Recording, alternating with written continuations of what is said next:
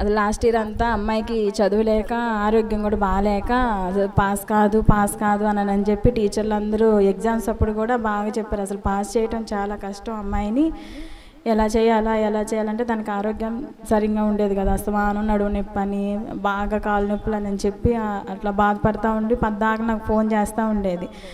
అసలు ఎప్పుడు కూడా అసలు పాస్ అయిద్దా లేదా అని టీచర్లు అందరూ అదే మాట అంటూ ఉంటారు. అసలు పాస్ చేయడం చాలా కష్టమవుతుందండి, మార్క్స్ రావట్లేదు అని చెప్పి సారు టీచర్లు అందరూ ఫోన్ చేసి అట్లా చెప్తా ఉంటే తను ఒకటే మాట అనేది, మా దేవుడు నాకున్నాడు, నాకు మార్కులు ఏం తగ్గించడు, నాకు నా దేవుడు ఉన్నాడు, నా దేవుడు నన్ను ఏం అన్యాయం చేయడు అని చెప్పి ఉంటా ఉండిద్ది.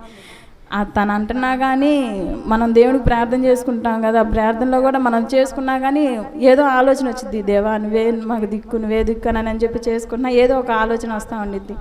అలానే ఆ బిడ్డకి 412 వచ్చినాయి.